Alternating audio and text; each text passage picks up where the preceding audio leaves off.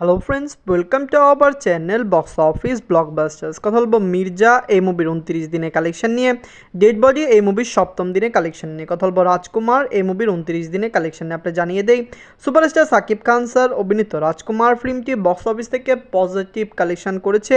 দর্শকদের চাহিদায় মুভিটি কিন্তু আপনারা জানেন আগামীকাল ইউকে এবং আয়ারল্যান্ডে রিলিজ হবে। ইউকে আয়ারল্যান্ডের লোকেশনের সকল আপডেট চলে এসেছে, আমরা খুবই তাড়াতাড়ি জানিয়ে দিব। আপনারা জানেন মুভিটি যদি ইউকে আয়ারল্যান্ডে রিলিজ হয় অবশ্যই মুভির কালেকশন আরও বুস্ট হবে। রাজকুমার কিন্তু লাইফ টাইমে 35 কোটি প্লাস বিজনেস করবে, যেটি আমাদের টার্গেট, কিন্তু আমাদের মনে হচ্ছে মুভিটি আরও বেশি আয় করতে পারে। কথা বলবো এই মুভির 3টি মুভির কালেকশন নিয়ে। ভিডিও ভালো লাগে তো লাইক করবেন, এবং এখনও যদি আমাদের চ্যানেলটি সাবস্ক্রাইব না করে থাকেন প্লিজ সবার আগে আমাদের চ্যানেলটি সাবস্ক্রাইব করে নেবেন। প্রথমত হলো মির্জা নিয়ে বাঁচলো 4 কোটি টাকা। লিড হলো অঙ্কুশ হাজরা স্যার, 29 দিন কমপ্লিট করে নিয়েছে। অঙ্কুশ হাজরা স্যার অভিনীত মির্জা ফিল্মটি বক্স অফিসে ব্লকবাস্টার কালেকশন করতে সক্ষম হয়েছে। বাংলার দর্শকরা এই মুভিকে সাপোর্ট করেছে। লং টাইম রানে মির্জা বক্স অফিসে একটি ভালো আয় করে নেবে।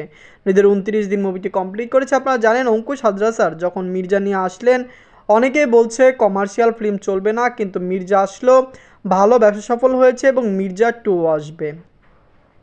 নিজের 29 দিনে ওয়েস্ট বেঙ্গল থেকে আয় করেছে 5 লক্ষ রুপি।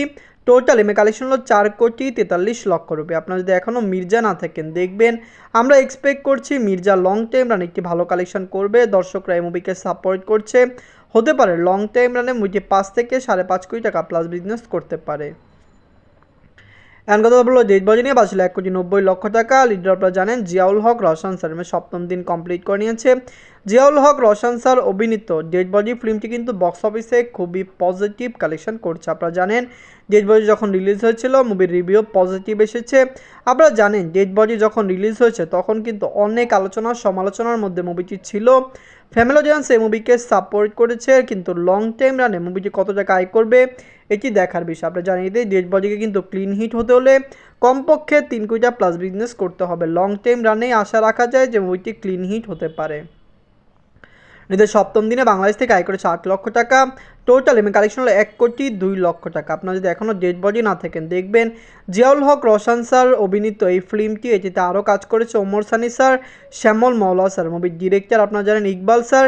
ইকবাল স্যারের কন্ট্রোভার্সির জন্যই মুভিটি যতটুকু হাইপে ছিল, মুভিটি কিন্তু ঈদে রিলিজ হলে আরও কম টাকা আয় করতো। এখন কথা বলবো রাজকুমার নিয়ে বাঁচলো 10 কোটি টাকা। লিড হলো সুপারস্টার সাকিব খান স্যার, 29 দিন কমপ্লিট করে নিয়েছে।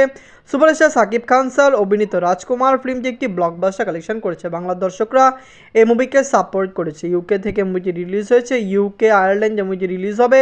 আপনি জানিয়ে দেয় রাজকুমার শুধু ইউকে আয়ারল্যান্ড নয়, মুভিটি কিন্তু ইউরোপের আরও কান্ট্রিতে রিলিজ হবে। ইতালিতে মুভিটি চলছে।